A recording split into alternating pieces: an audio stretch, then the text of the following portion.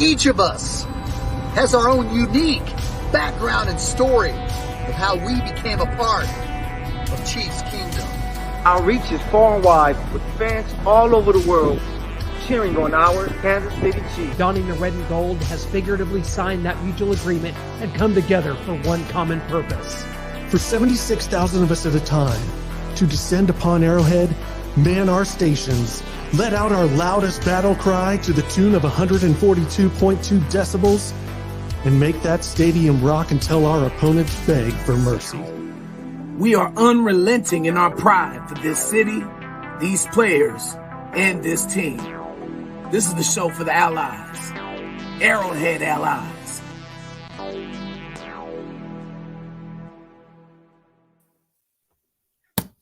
Welcome to a very special post-draft edition of Arrowhead Allies. Clint Schweitzer, Noah Groniger, Mike Matthew, and Shaggy Shane Williams as always. And guys, we have a very special guest this week as we're coming off of the draft. So we need to learn more about the picks that the Chiefs have and what we can expect from them going forward. So without further ado, let's go ahead and welcome to the show. He is the receivers coach, co-offensive coordinator, and associate head coach of the SMU Mustangs, Coach Rob Likens.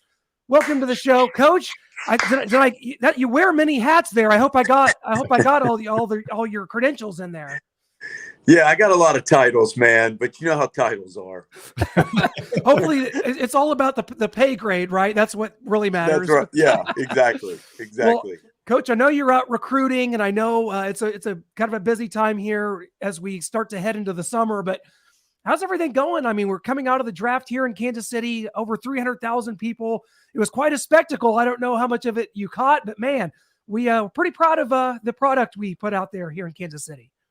Yeah, Kansas City has always done a great job in the draft. I went back and watched some clips when they drafted Patrick Mahomes, and you could hear some of the crowd, groaning when they called his name. But they've done a great job of finding guys like that maybe other people didn't think or they were that high, and then it turns out to be Patrick Mahomes.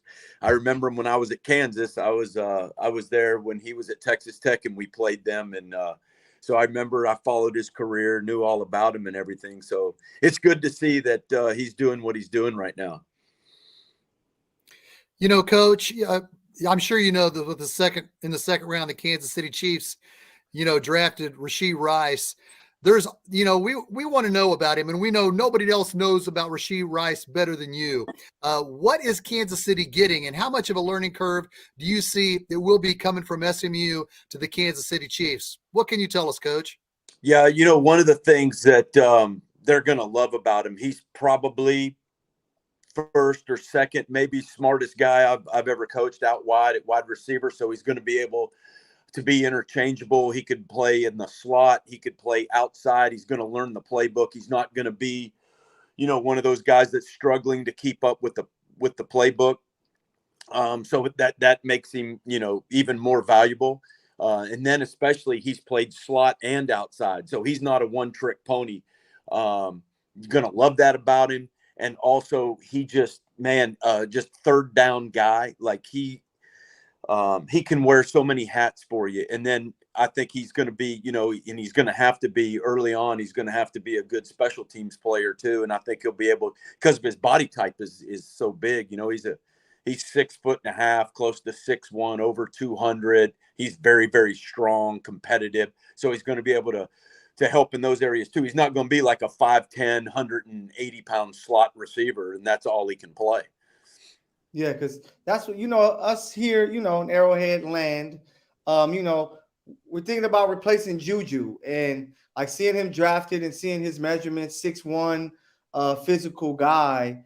I'm not sure how much Chiefs football you've watched this past season, but I think that's what the Chiefs are kind of thinking of, the slot that they want him to fill. Do you think that's a spot that Rashee can fill in and, be that guy, like you said, on third downs and things like that in the Chiefs offense? Yes, absolutely. Absolutely. Guys, you want to know about Rashee Rice. What you need to do is watch the Maryland game from last year. Maryland had two guys that got drafted, one in the first round, another in the fourth. those guys were, big name guys and all that stuff. And this was injury. One of the things you need to know about Rashee is he played 9 games on a fractured toe, which Wow.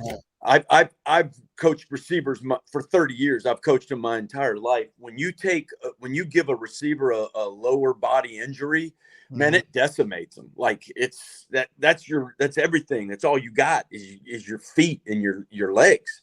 And so when you feel like you're running or playing and there's a guy up in your face in press coverage and you feel like you're, about 50% on one of your legs, man, that's hard. That's really hard. And, but he toughed through it.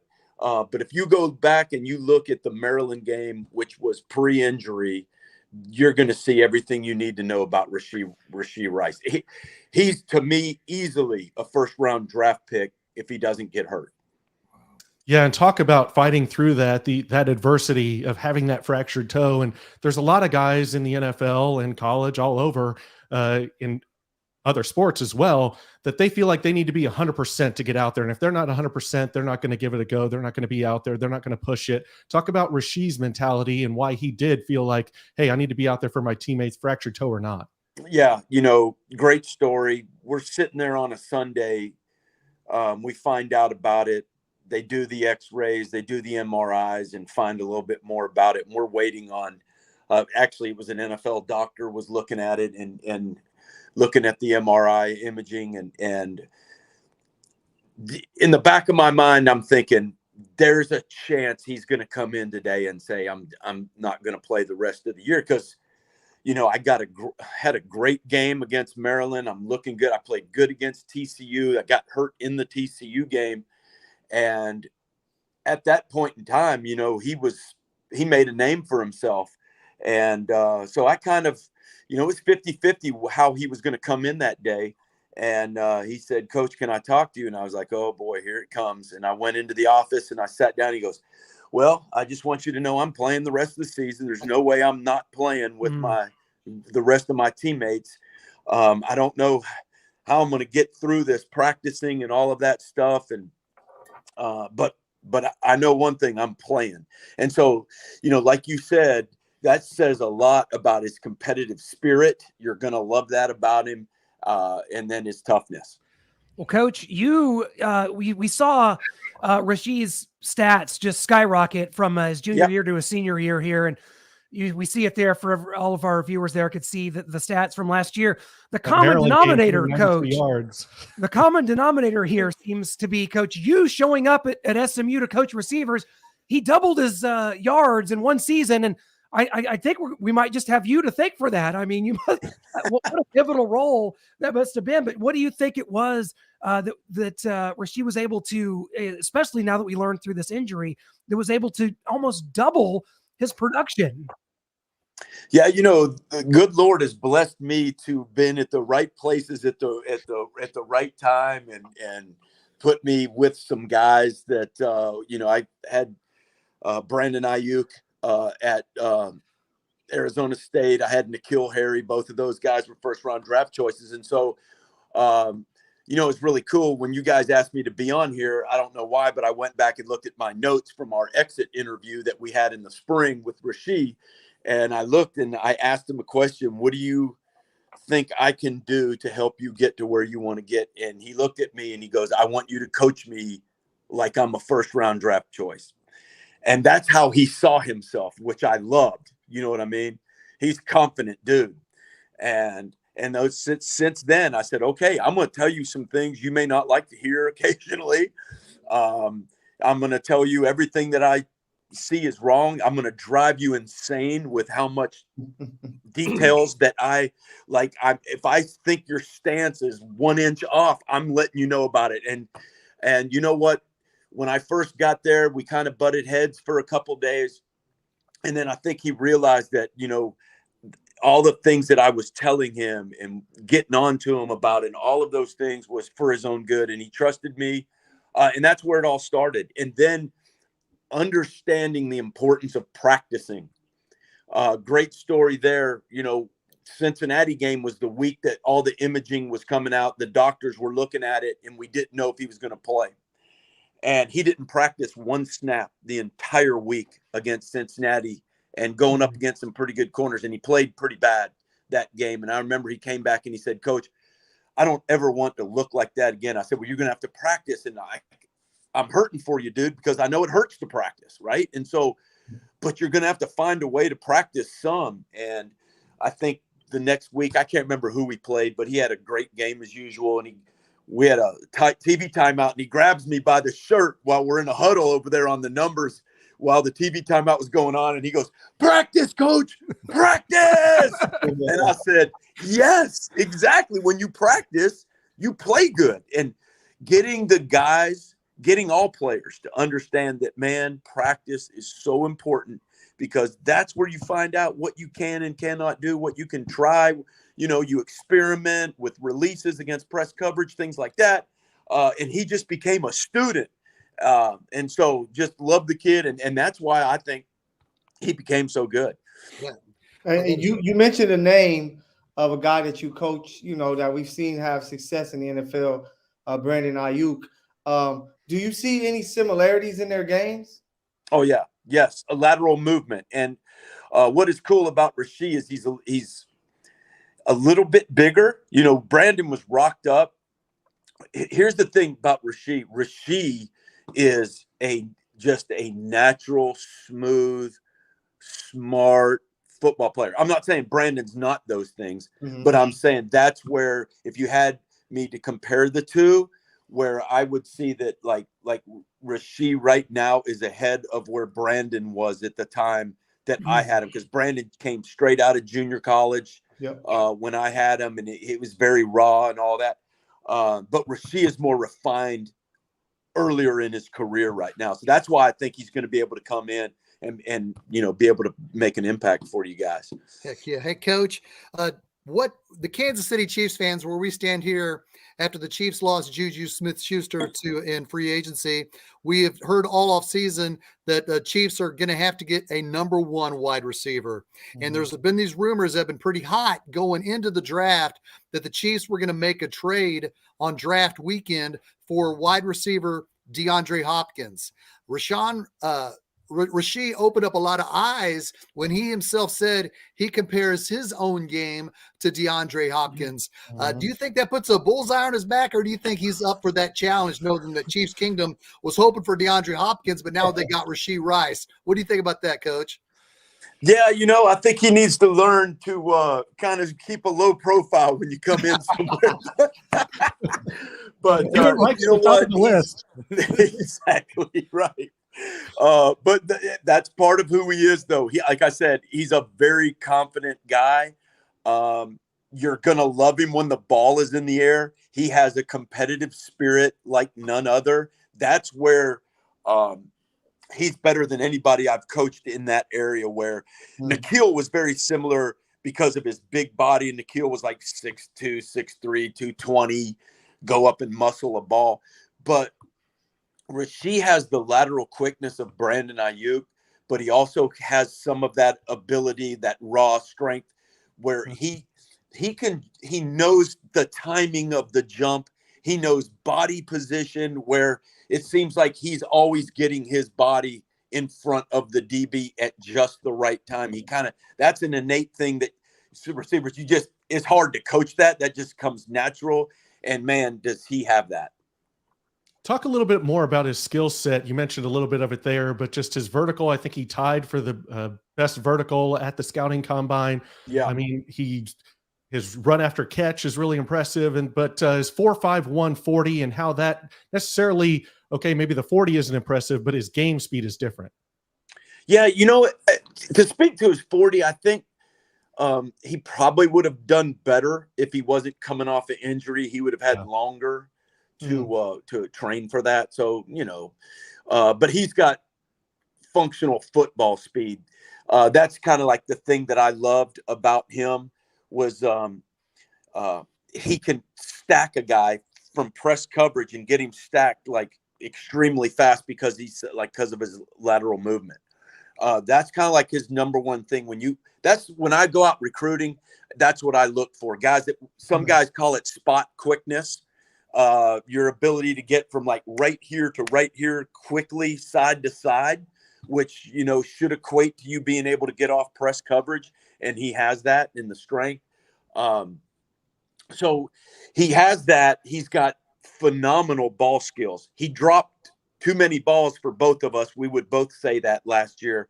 And what it is like, and sometimes what you do best can like be your Achilles too at times. He can see the first guy coming to tackle him, right?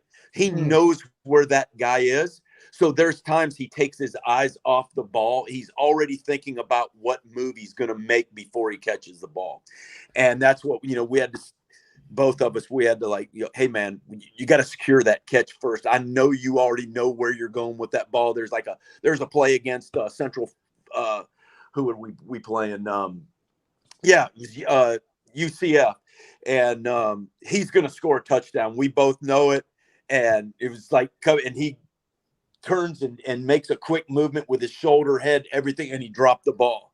And he was like, oh my gosh. So it's not like, you know, he had a lot of drops and people were concerned about, but it's not his ball skills. It's just got to stay with the focus on the catch before, you know, he makes that move, because he can make that first guy miss. And he knows how to get straight up the field and eat yards, which I think is very important for guys. He doesn't dance around in the open field. You throw him a screen, he's going to bomb it. He's going to go get 6. He kind of like, he understands football. He understands what coaches want. He understands what the offense is trying to do. And like I said, that's why I think he's going to equate to being an early player. Well, Coach, go ahead. Go ahead. Coach, I was gonna say before we let you go, and we'll get to Michael's question too before we cut you loose. But sure. I want to talk about just the brand name of SMU football. Of course, you come over from Miami with Rhett Lashley, and SMU. You know, you played at Mississippi State back during the Pony Excess days. College football. Whenever I was growing up, like SMU was like a black mark on society. They were death penalty, and it was all this stuff. SMU, the brand has changed so much. We've seen draft picks. We've seen a new on-campus football stadium, which is beautiful, that has been open for about 10 years now. Everything from the uniforms to the significance of playing in bowl games. You guys played BYU in a bowl game this year. You have coached all over the country. To make that commitment and to go coach at SMU, that had to be a big deal for you. And it seems to me like SMU football is really starting to climb the ranks, you know, as far as perception goes. Oh yeah. We're in the perfect spot and in a perfect time in college football with the NIL. And then also, you know, with the transfer portal, we are in like the perfect place in recruiting, as you know, Texas high school football, the Dallas-Fort Worth area. And, you know, we got 15 transfers in this year, you know, and so what happens is we get guys that maybe necessarily we wouldn't have gotten out of high school, coming straight out of high school, and they'll go off to, you know, so-called bigger, you know, places. And then they find out that the grass is not always greener over there, or, you know, hey, I didn't get to play as a freshman or I didn't get to play as a sophomore, and I want to come back home to Texas. And, you know, and SMU is like right in that perfect spot right there in Dallas. It's in a beautiful area in Highland Park. And so it's almost like we have to turn people away that want to transfer here. It's actually amazing. And then, you know, we have the financial support with boosters and, you know, that which makes it great for NIL. There's a lot of talk that we're about to get into a P5 conference. We're getting $110 million football facility, which will be built. It will be finished before the 24 season. So everything is, looking up. It's a great place to be. So I had two questions I want to ask. One about Rashee. You know, we're giving him all this praise, but you as a coach, you've been with him and you know the areas that he needs to grow at. So I wanted you to kind of like, you know, tell us about those areas. You know, for the fans who are out there, like he's going to be Justin Jefferson year one. You know, we kind of want to know about the things that he's going to need to work on going into the league. And then secondly, man, you've been coaching a lot of guys going pro. What do you think, you know, that you're doing to help these guys, and what's the feeling for you to get all these guys to that next level? Man, that's a great question. I can't wait to answer it. But to answer your first question here, and I'm not saying Rashee is immature. He's a normal 21-year-old, 22, I think 21, 22-year-old. It's just the maturity process. Okay. Is that understanding? And I think he's got a good base. I wish I would have had him, for 2 years or whatever. Just the understanding, that practice is so important. Work ethic is so important. Leadership is so important. Gaining the respect of your teammates by your work ethic. You're not just going to show up and things are going to be handed to you, especially in the NFL. I think he knows that, and he's going to have to go through that process. Obviously, it's going to be good that he's going to have like Shane Bichelle, who's there as one of the backup quarterbacks, who will be there from SMU, who knows him. I think that'll help. Patrick Mahomes, I'm sure, will help him out.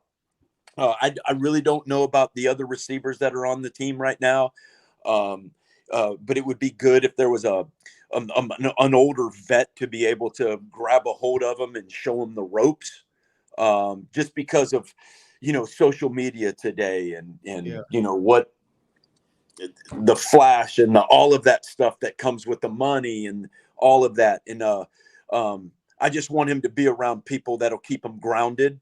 And he is a grounded young man, but I just, he's like my son. I would want my son to be around grounded people that take care of him. So I think, that's going to be that would be the only thing that I would think that, and I would be concerned about any player. Now, I'm not saying this particularly on his character, but that's the part that I get concerned with is, hey man, stay grounded, stay humble. I know all of this flash and money and fame and you're an instant millionaire now overnight, like you won the freaking lottery, all of that stuff. But you know what? You can flame out real fast if you don't stay grounded and stay mentally tough. Me and him, I talked to him about not being mentally soft. And one thing I love about the kid, real quick story, we talked about being mentally soft. And I have this saying, DBS, don't be soft.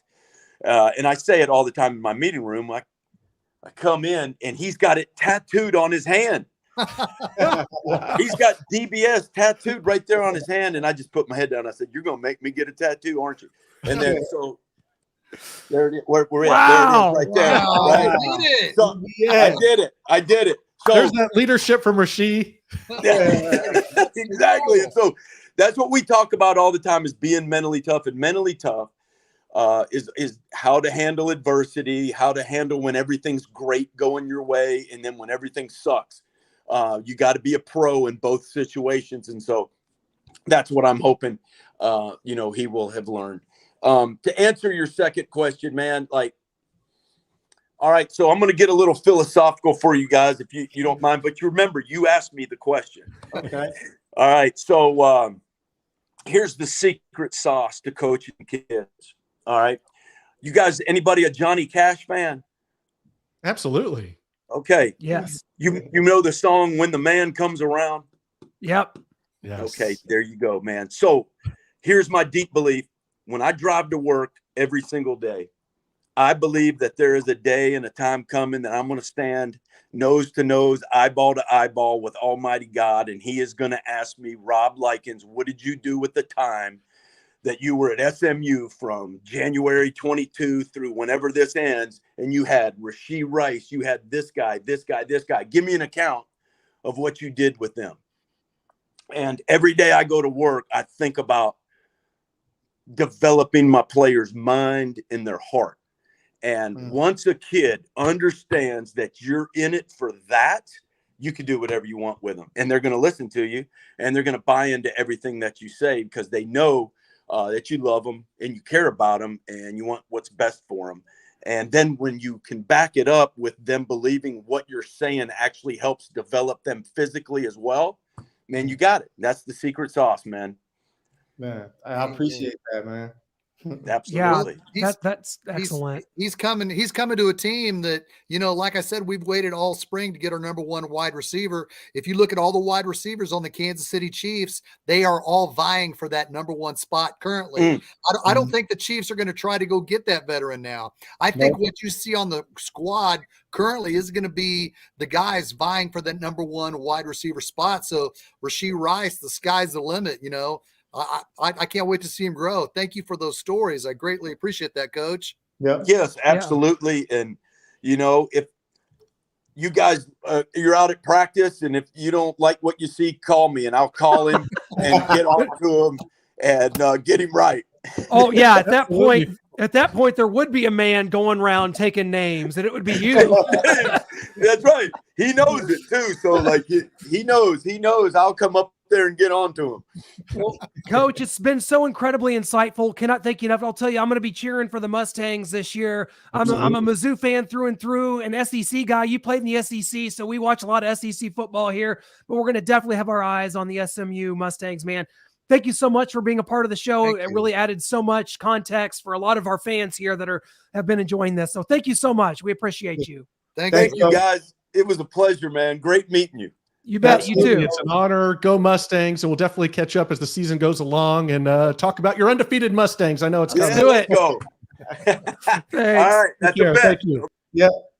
That was super cool. Well, guys, that was so much fun here on Arrowhead Allies. You heard Coach, receivers coach, co-offensive coordinator, and associate head coach of the SMU Mustangs. That was Rob Likens. Man, I'd go play for Coach Likens right now.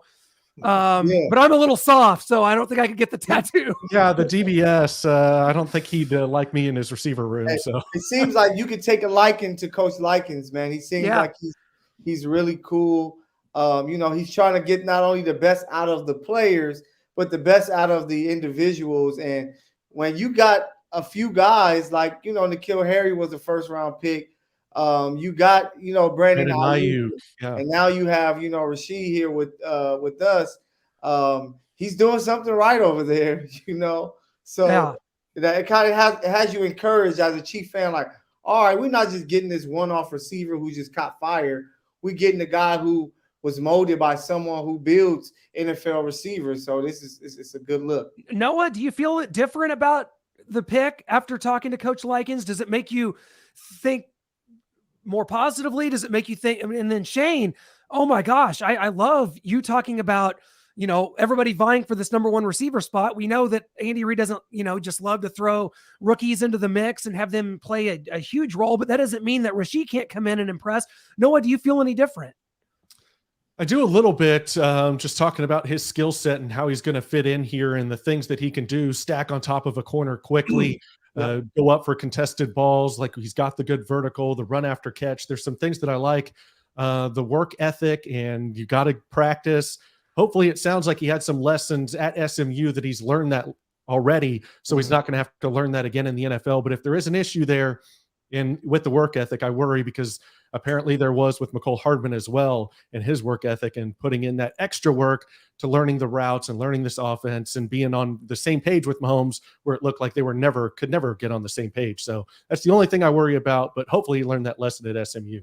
Right. And I think a lot of things, outside of McCole Hardman's rookie season and Tyreek Hill, those are the only receivers in Andy Reid's tenure that really did anything. DeMarcus Robinson didn't play as a rookie, and several other wide receivers don't get that much playing time as a rookie. We didn't see Sky Moore on the field catch a touchdown until the Super Bowl. So we don't know if it's a situation of trust with Andy Reid and getting these rookie wide receivers out there that are strictly wide receivers. I'm not saying Tyreek Hill and McCole Hardman weren't wide receivers, but they were gimmicky their rookie season. So they didn't have to really, I don't want to say think too much, but a lot of the plays that they were McCole Hardman and Tyreek Hill succeeded as a rookie, their rookie seasons, whereas the fact that they were gimmicky plays. Rashee Rice isn't McCole Hardman.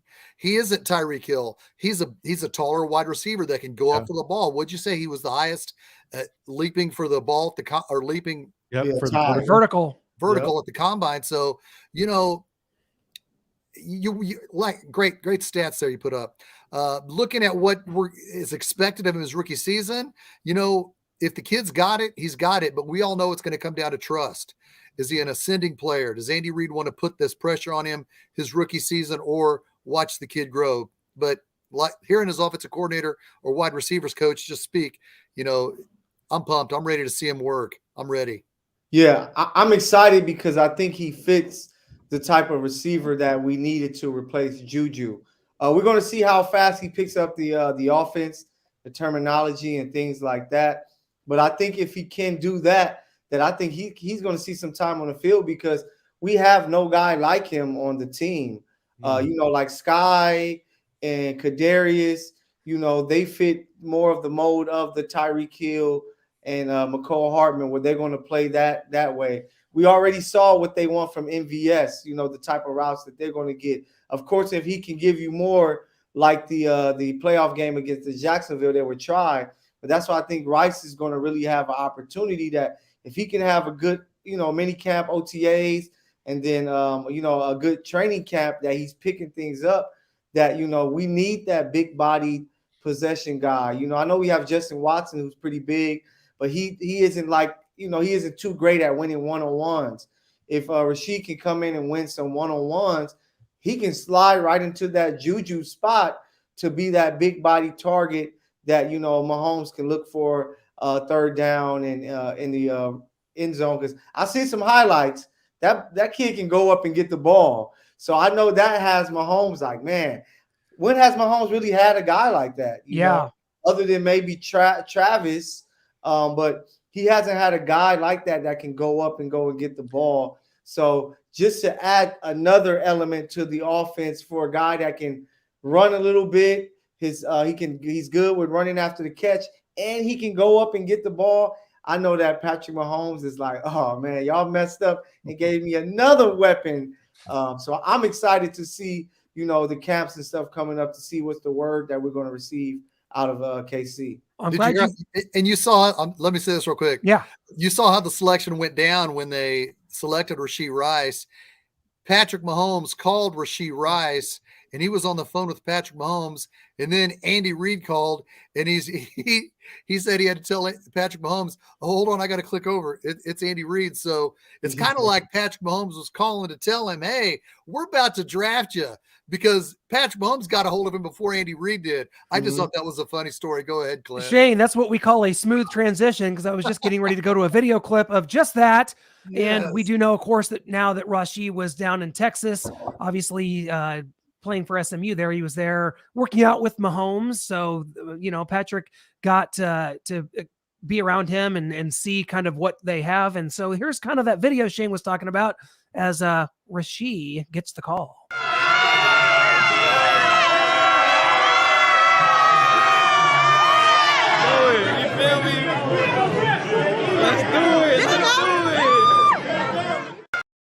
Right after that, Andy Reid's calling in. But Shane, you also mentioned, and Michael, about how Patrick is excited about this. He worked with Rashee in Dallas a little bit. They threw the ball around.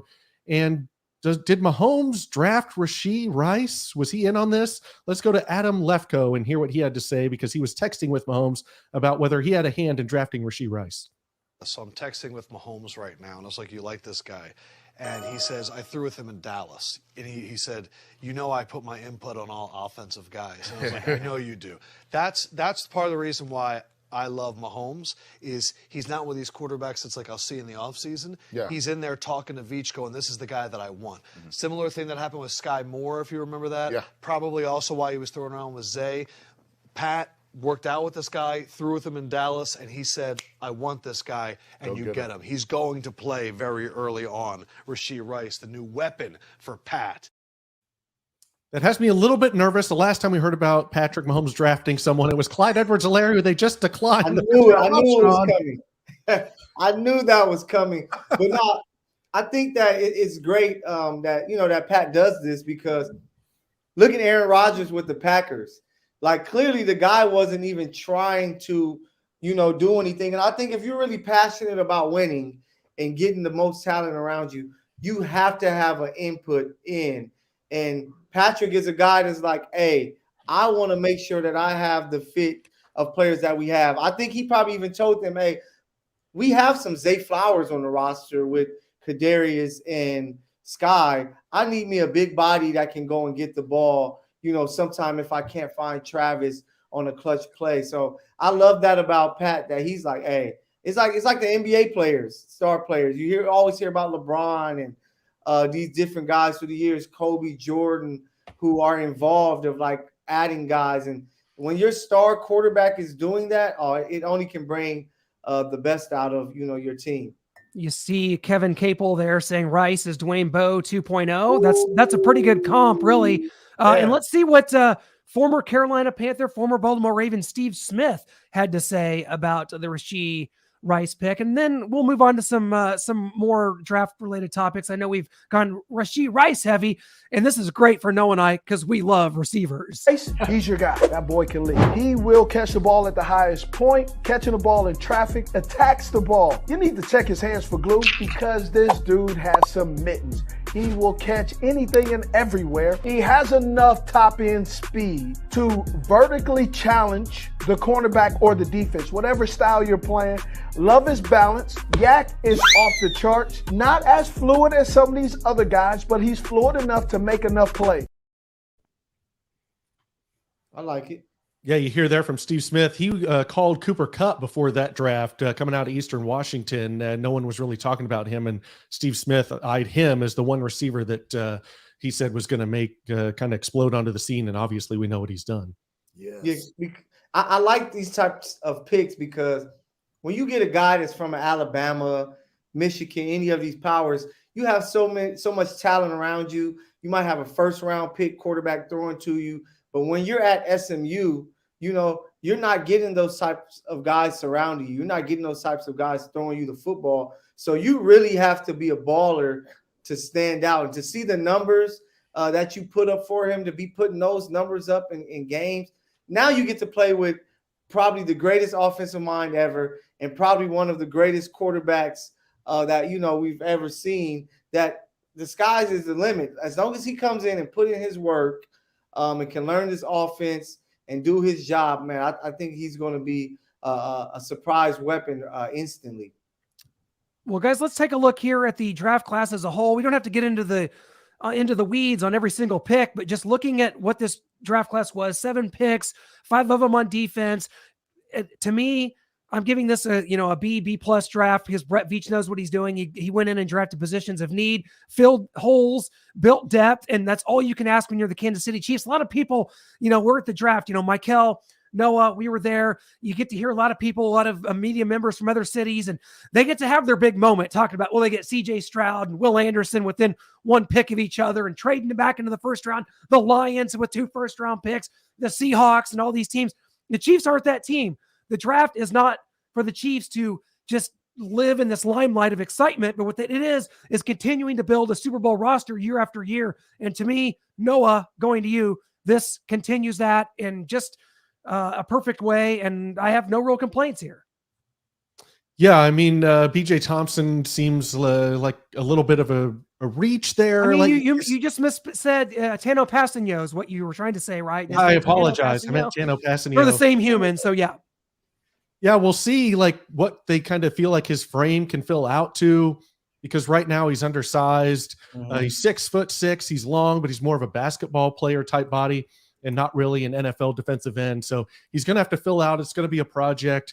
Maybe we can see what we can get out of him in 2024. I just hope this doesn't go down the Tano Passanio, Joshua Kaindoh route, and I hope we can actually get some production out of him. Well, looking at Clint Schweitzer's shirt, Twisted Sister did say love is for suckers. But we look at this draft, we ask, who are we going to love? I love the fact that Felix is from Kansas City. Yeah. I love the fact that he knows what it means, Chiefs Kingdom. We don't have to say, hey, let's get Felix into town and try all the new barbecues. He's been to them all, from Lee Summit to Kansas City to Gardner, Kansas. He's been to them all. And I really love the kid. I love his hunger. And, man, he looks really good. He just turned 21. Yeah, one of the youngest players in the draft, yeah. He just turned 21 in January. He forgo his senior season. He came out, and the kid's hungry. And I think he comes to play. And I love how I can't remember which one of Brett Veach's scouts said it Saturday. He reminds him of Tamba, the way he's relentless, the way he's able to swipe down low and come around to, the tackles to make the sack. Yes, whereas opposed to Karlaftis is just a bull rusher. You know, Felix has got some spin to him. Karlaftis is working with Tamba Hali this offseason, so maybe he can work in some more moves to it, whether it's spin or just hand moves, getting the offensive lineman's hands off him and being able to get inside, outside. Right, and when you look at it, when you say the Chiefs did draft for need, I think taking those defensive ends could possibly mean Frank Clark might not come back. I don't know if they still want a veteran defensive end. You know, that's why I'm talking about when I was talking about to the SMU coach Rob, Coach Likens. It was like, you know, we were looking for that number one wide receiver. The Chiefs still haven't got it. The Chiefs are kind of looking for that defensive end, Chase Young. That Washington trade was in the mix for the draft. It didn't happen. So, guys, this may be the team. I mean, we could get a June 1st cut. Yeah. Is a June 1st cut really going to be viable to this team moving forward? So when you look at DeAndre Hopkins, well, I don't know. I don't know if that's going to happen. I don't think it's going to happen. But yeah, but I believed it was going to happen. I waited all weekend. Oh, here we go. DeAndre Hopkins is going to get traded. It didn't happen. And now he's making Instagram stories about, I never said I was leaving. So this roster that we see from the draft, you know, they picked up in free agency, this may be it. These wide receivers may all be vying for that number one spot. And this defensive nucleus that they're going to put together, they're all going to play in heavy rotation. Andy Reid will play the defensive rookies. So I'm excited. I'm ready to let these kids play. And if this is the roster we have going into training camp when we'll be there, I'm stoked. I love it. What do you think, Clay? Michael, I got to go to you on this one because Brett Veach, since 2018, when he took over from John Dorsey as GM, you look at the numbers, 39 draft picks, 26 on defense, 13 on offense. Is Brett Veach slowly but surely and quietly building what could be the best defense of, that's the wrong graphic, the best defense of the Mahomes era? I think because when you have a guy like Andy Reid, who always gets the most out of his talent offensively, and you have Patrick Mahomes, you kind of like, they're going to take care of everything on that side. I gave them a 7th-round running back who proved to be, you know, much better than everyone thinks, and, you know, proved a lot of people wrong. So I need to focus on this defensive end because we all know Tom Brady, all of the Super Bowls. He won a lot of those Super Bowls because his defense was great. So when you give a great quarterback a really, really good defense, you have a chance to win so many Super Bowls. So that's why I think Veach is like, I trust you fully, Andy, that you're going to know how to make, you know, something out of the dirt. You know what I'm saying? You're going to be able to take a rose from concrete. That I can trust you on that end. That I just want to make sure I can get Spags all the talent that he needs. Because if we can get stops, we know we're going to score. Like we came into last season trying to figure out how we're going to put up points. We don't have Tyreek, who's going to be the number one, and we led the league in scoring. So now if you can, you know, continue to be a top 5 offense, but if that defense improves, like it's going to be scary if Patrick Mahomes can go in knowing that my defense is only going to give up 14 points at the max. So I just have to score 17 to win games. That's when the Chiefs become unstoppable. And that's where I think Veach realized that. And just to talk about the draft with the picks, I think that this year's draft is going to be less of an instant impact compared to last year. I think that last year was like a lot of guys that they were like, we're going to need these DBs to play right away. We're going to throw Karlaftis out there right away. We're going to try to get as much as we can out of Sky Moore, where a lot of these picks this year are some potential guys like BJ. They're like, hey, we want you to eat a lot of this barbecue so you can put on some weight. And the barbecue is delicious. I'm telling you. Yeah, Michael, you know more than anyone now. You might have put on a few while you were here. I did. So I'm like, man, I got to start running again. So I know that they can put that weight on him. But I think this is a draft to really like help the potential. I wouldn't be surprised if Frank is brought back, if he's willing to take the money that's offered, because, you know, he's going to take that role of Carlos Dunlap last year because we have Felix, we have Karlaftis, we have Charles coming over from the Niners. But I'm excited because it's Brett Veach. he always seems to pull a rabbit out of the hat. I want to see which one of these guys is going to be that rabbit out of the hat this year, because it might be 1, 2, or maybe even 3 guys. So it's going to be very exciting. Yeah, and you make a good point there, you and Shane both, talking about just kind of the positions that were drafted. We drafted a wide receiver in Rashee Rice, so maybe not DeAndre Hopkins. We drafted 2 defensive ends, so maybe not Frank Clark. We didn't draft a running back, so we've got a new segment, probably only one time, but it's called Signed and Declined. And so Jerick McKinnon is back since we didn't draft a running back. He is signed to a 1-year deal. Love to have him back. We needed somebody back there because I don't know if the undrafted rookie free agent Deneric Prince is going to be up to snuff early on in the season to provide something. CEH, we declined the 5th-year option, so he'll play his last year on this deal, and then we'll probably part ways. He'll go somewhere else. But it's great to have Jerick McKinnon back because he provides an outlet for Patrick Mahomes when there's nothing in the passing game from the receivers and tight end. They're covered up. He can throw it out to his outlet, and Jerick McKinnon, he can get it done, not only with the yards, but also with the touchdowns. Man, I love this. I was scared to death all off season. After the Super Bowl happiness wore off 2 weeks later, I thought, man, I hope we can take care of Jerick McKinnon. And shame on the rest of the NFL for not keeping Jerick McKinnon away from the Kansas City Chiefs. Jerick McKinnon had 9 touchdown catches last year compared to the NFL Player of the Year wide receiver Justin Jefferson. I don't look at Jerick McKinnon as a running back per se. I look at him as a weapon. He is a weapon. Yes, he can stand and block, and he's had some great blocks in protecting Patrick Mahomes in the pocket. But he's so viable in the when plays are breaking down, or Patrick Mahomes, like when he was about to is near the goal line, or Patrick Mahomes nearly going to try to run in at the last second, he sees Kelsey double covered. He's got McKinnon right there, as well as the 50 out of a sack. Yes, the 58-yard touchdown pass to McKinnon against Denver when he just lobs it, just a little touch pass to McKinnon. McKinnon takes off for 58. There's something about continuity. There's something about togetherness. There's something about working with somebody who knows your quarterback's tendencies, and McKinnon knows that. He's got that. He's the perfect veteran. Thank God we got him back, and shame on the rest of the NFL for not just taking him away to keep him from the Chiefs. Shame on you. And thank you. Baby.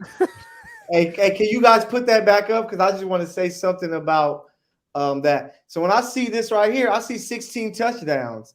And, you know, those touchdowns do matter. I know that Clyde is kind of disappointed because, you know, what we saw his rookie year and things like that. But I think it was a smart thing to decline, because now he's playing on a show me deal. You know, it's like, show me something, and like not only for the Chiefs, for the NFL. So I know he's going to come fired up, ready to, you know, give whatever he can give.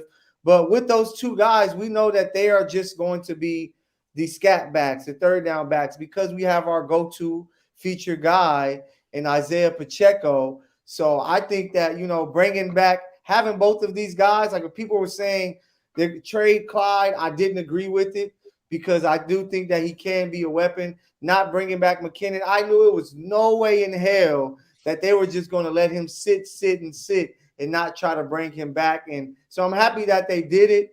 And I'm excited because we pretty much don't have to worry about our running back room, because we know we can trust these 3 guys back there. Then we have the young speedster that we got as an undrafted free agent. Now we can kind of like, oh, I remember last year we were like, is it going to be Clyde? What are we going to get from McKinnon? Who the hell is Isaiah Pacheco? Now we're like, hey, we don't even have to look there. We know that we got ballers in all 3 spots. And, you know, now we can focus on the O-line and the receivers and things of such. I'm glad you brought that up, Michael. And Noah, I want to go to you, because what about the offense? We talked about Veach and his draft picks, leaning heavily on the defensive side of the ball, and what he's slowly and steadily built ever since really 2019, which, you know, firing Bob Sutton after the 2018 season, getting rid of D4, Justin Houston, bringing in guys like Frank Clark and the Honey Badger. I almost said the Money Badger because I'm so used to saying Michael here. The Honey Badger, Tyrann Mathieu. The Honey Badger? We only know the Money Badger. And then 3 Super Bowl appearances later, this defense appears to be built for the long haul here, and we can feel good about it. What about the offense? Michael, you touched on a lot of these points just now, so no, I'm going to just throw it to you in a blanket statement. Is the receiver room good enough to remain a top 3 offense? Running back at the running back position, that seems to be good for continuity. Like Shane said, offensive line, better, worse? or same as 2022? Is this still a top 3 offense, Noah? My heart wants to say no. My heart wants to say the wide receiver room is worse. My heart wants to say this isn't as good of an offense, but my head says yes because of what I just saw last year. And when I thought we're going to be struggling without Tyreek Hill, we didn't. And so it'd be kind of foolish of me to say, well, we lose Orlando Brown, and a lot of people think we probably upgraded in athleticism and just what we're going to get from Jawan Taylor. And yes, we lose Juju and McCole, but we get a Rashee Rice. We kind of bring back the usual bunch. We're probably going to get more from Kadarius Toney if he stays healthy, just being another year in this offense. So I think we can still be a top 3 offense. Like I said, my heart wants to say no, but my head has to say yes after what they just put on last year. Shane, when you look at the rest of the draft, buddy, I'm going to go to you with the rest of this. When you look at the rest of the division, that is, of course, the Denver Broncos are devoid of draft picks, really thanks to their trade for Russell Wilson there. So they were able to get Marvin Mims, a receiver out of Oklahoma. Able to get a long hit in. Sean Payton didn't have to worry about drafting anyone in the first round, so he's taking hits off the bong. I guess that could have fit in well with last week's show. But, then you got the Chargers. They take two teammate receivers from TCU. You got the Raiders. I do like the pick where they got Michael Mayer, the tight end out of Notre Dame. But Tyree Wilson didn't really impress me in the post-draft press conference. Didn't really seem to know that Las Vegas is where the Raiders played football. As to my question to him there, he was very confused. Shane, the rest of the division, do you feel like the rest of the division caught up, stayed pat, or, kind of where are things after the draft here, man? I like the Chargers getting the 2 teammates. I like the Notre Dame tight end, but still it's Garoppolo. Sorry, yeah, Jimmy G. It's Garoppolo as a quarterback. So, they're all chasing the Chiefs. It would take a catastrophe for the Chiefs not to win the division again this year. But analyzing their drafts, it's all a crapshoot currently. Right. We don't know who's going to pan out and what.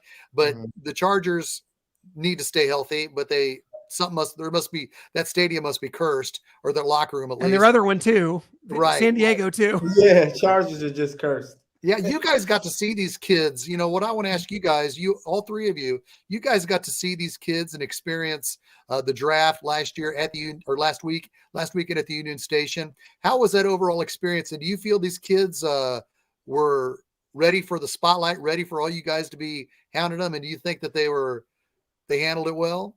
Some did, some didn't. I was really impressed with CJ Stroud. I was really impressed with Zay Flowers. Yep. Like Clint said, Tyree Wilson, not so much. I don't know if he was shy, anxious, or just maybe that's not going to pan out. That's how I'll put it. And what I would say, Shan, is what to expect was what we got. The receivers, the DBs, those guys were ready to go, ready to talk. It was like the old linemen who were kind of the shy, didn't really know. Not Paris Johnson, though. Paris was ready to roll. Oh, yeah. Paris was ready to roll. But it was a lot of like the beefier guys who, they're not used to talking. They just know go and get the quarterback and hit running backs. But, yeah, like some of the guys, they're ready for the big time. Bryce Young, CJ, Zay Flowers seemed very, very confident. I actually was, just being in LA, a lot of Charger fans are hoping they got Zay Flowers because of, Johnson, who they got from TCU. He's kind of similar to Mike Williams and Keenan Allen. They were hoping to get some speed and a gadget guy that they don't really have or haven't really had since Justin Herbert, because they always talk about how, man, Mahomes get these little gadget guys that they do these trick plays that helps pad his stats, where I'm like, hey, it's winning Super Bowl, so I guess it works. Well, they were, hoping for that. But, yeah, you just saw certain guys just had a certain confidence about themselves, but it was a lot of the position players, receivers, DBs. Yeah, I'm jealous of the Chargers receiving core. Yeah, well, a lot of teams receiving cores, but Shane, to your point, Kansas City, and you got to understand when it comes to this stuff, when it comes to, Kansas City's getting the World Cup, Kansas City's getting the draft. I'm a bit of a skeptic. I always wonder, what's the downside here? Kansas City, can they really pull this off? I'm a skeptic when it comes to that. I got to be honest. I'm not someone that just rah Kansas City. Here we are. But it was tremendous, from the production to the concerts to the crowd to everything going smoothly.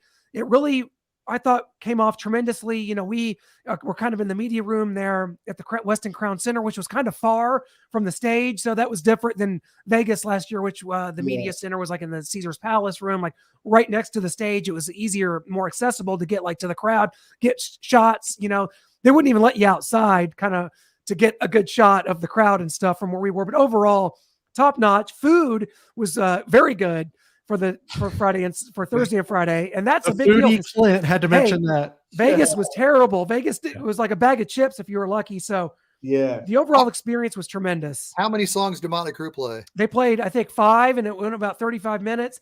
And overall, I think the crowd went nuts for Motley Crue. Nuts, insane. People like lost control of their bodies. This is like the crowd that normally wouldn't pay to go to a Motley Crue concert. So they're getting like this giant production for free right in front of them. And it was a bit overwhelming for a lot of the crowd, but overall that went well. We saw a little bit of Fall Out Boy, and then we weren't there on Saturday. So I'm not sure how Thundercat Michael was. Yes. Thundercat. Yeah, that was an odd pick. But yeah, I think it was a great experience out there in Kansas City for the draft. I see what the NFL is doing. They want to take it to different cities so that these fans can experience it. You know, for KC, it was so dope because the Super Bowl champion. So the energy was automatically great. We knew that Mahomes and those guys were going to have to show up and show their faces. I went out on a night of the town. I met Jamal Charles face to face. So that was pretty dope. But I think I would love to see it go back to being in one location, how it was in New York. And I think Las Vegas was great. I'd vote for Vegas all day. Vegas was great because, like you said, Clint, like everything was accessible for the media. So we were able to get as much content. We could go out and get to the fans and ask questions. To where here was like, you're going to be stuck here, you know, have fun. Well, talk to the fans, but then you're going to miss all the player interviews. There's no way you could get back in time. So Well, you guys did a great job. You guys did a great job reporting it, man. And it's awesome. special. And I was so grateful, you know, to have Michael there and to be able to like hang out with him again. We met him in Vegas last year at the draft. So it was very special to have that and be shining to be on hand. And shout out to him, who's not here tonight. He'll be back next show for sure. So shout out to B Shining.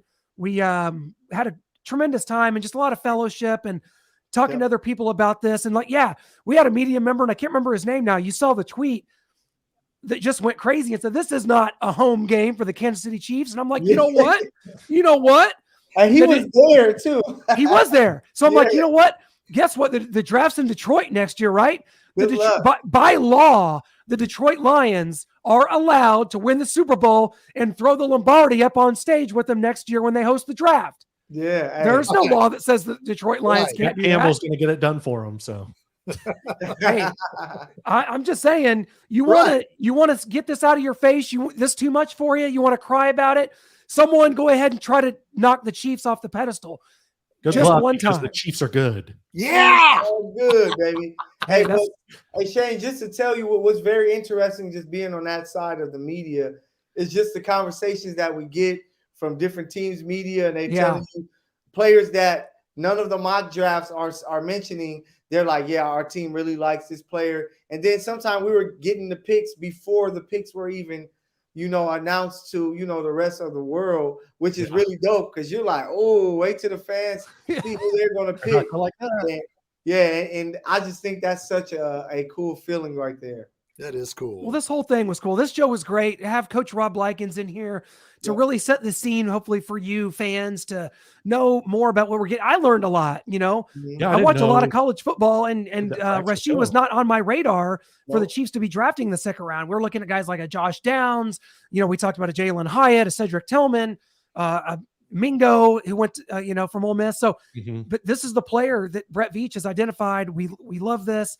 And I think going forward, we just have to be on board with it. There's no hand wringing about these picks, guys. I can't. I'm done. Like Brett Veach, you've earned that, if nothing else. So that's what you get here on Arrowhead Allies. The guys coming up, we're in talks to get some of the draft picks to come on shows with us here in the near future. We've got several of them in our hip pocket that we're trying to work out the details for. A lot of them are coming in this week, getting their jersey numbers, acclimating, getting set up, or some of them even moving here to Kansas City. Yeah. So Yeah, they there's a want to lot. get settled first, Yeah. and so at least the ones that we've talked to, they want to kind of get settled in before they come on any show. And they said it'll probably be a better interview because they'll have been around town and be Yes. able to answer what it's like being here. So we're excited to bring those to you. They're definitely in the works. They say it's going to happen. Hit us up in a week or two, and we'll make it happen. Let's get it scheduled. So stay tuned for that. Stay tuned for that. Thank you so much for being a part of Arrowhead Allies. These guys mean the world to me, all of you. Bishan and I we miss you. Oh, you know what? Go to starcademedia.com, click on our merch store, or you can go to our Facebook page, facebook.com/starcademedia LLC, and you can click on our shop there and you can get one of these shirts. It comes in women's hoodie, t-shirt. I mean, you got mugs, you got pillows, you got Stickers, pens, all Hey, fellas, there. if you want the ladies' attention, have me on a shirt or That's right.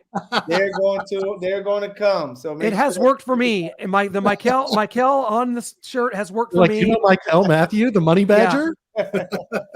Exactly. So I'll go guys, out with you until you introduce me to Michael, and then I'll be with Michael. I was like, I'll take it. I'll take it. just remember, Chiefs fans, your money stays and plays with us here on Arrowhead Allies. We'll catch you next time, and I hope we'll be bringing you a very nice treat because that's what we do here. So look for that. We will be doing it. Thank you so much. Amen. Go Go Chiefs. Chiefs!